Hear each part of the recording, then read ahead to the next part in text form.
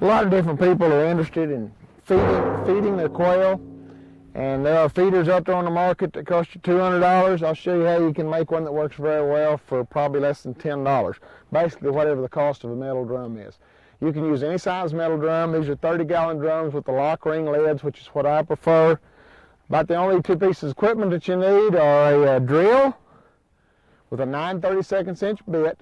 That's for feeding milo. If you were feeding wheat, it'd be 7/32. And then either a steel plunger, in my case today, a Phillips screwdriver. So what we're going to do is drill several holes around the barrel, about an inch off the bottom of the barrel, about right here. Once I have that hole drilled, then I'll take my screwdriver or a steel punch, insert it into the hole, and push downward. And what that does is that creates a little rain hood over that feeding port. So now when the rain hits the barrel, it runs around the hole rather than into the hole. So once we're to that stage, all it consists of now is filling it with milo, putting it up on some kind of a support where that little hole will be about quail's eye height, about 6 inches high. And then if we have cattle in the pasture, we'd stake it in the ground with a T-post or two. Here's a quail feeder that's in position, been working for about 6 months. Very easy to check the level of feed just by pecking on the barrel. This one's about 2/3 full. This particular feeder will hold about 200 pounds of milo. I've got it up on an old wheel rim, which makes a nice solid base. You just want those ports to be about 6 inches higher, about quail's eye height. There aren't any cattle in this pasture. If there were, I'd need to stake 1 or 2 T-posts and run me some wire around that to make a good solid support. As the cattle rubbed on it, it wouldn't knock it over.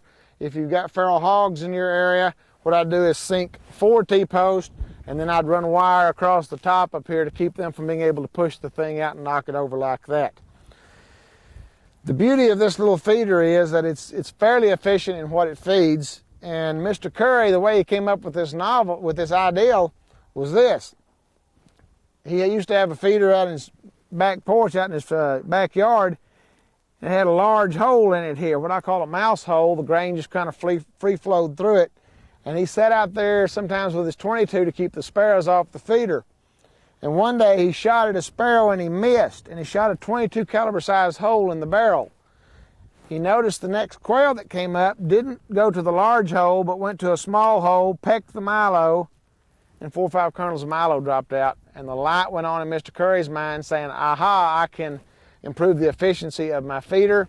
So he experimented with different sized holes and finally settled on 9/32 inch for milo, 7/32 for wheat. We now call this the Currie Quail feeder in tribute to Mr. Currie, and we call his miss the miss heard around West Texas because it's a very novel way to feed quail. Works fairly well, inexpensive, costs you about $15 to build a feeder. And again, all it takes, and the secret is that quail walks up, pecks that, half dozen kernels drop out on the ground, the other quail pick it up. It keeps most of the milo off the ground. If the milo's on the ground for any extended period of time, red ants will be your major seed predator. They'll get 90% of your milo. The other big non-target species that you have are raccoons.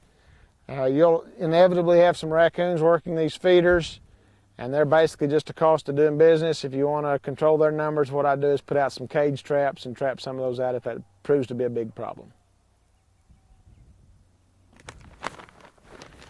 Anytime you provide feed for deer, quail, or whatever, you should always make sure that it's within the safe limits of aflatoxin or certified as aflatoxin free. Aflatoxin is typically not a problem with milo, but it can be more of a problem with corn. So what I'm going to do is just load that milo in here.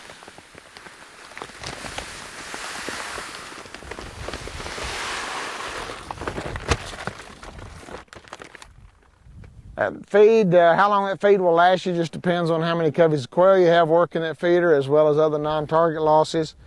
200 pounds worth of milo at this particular site will last me somewhere around 3 months during the winter. So it's a situation where you don't have to fill them up very often.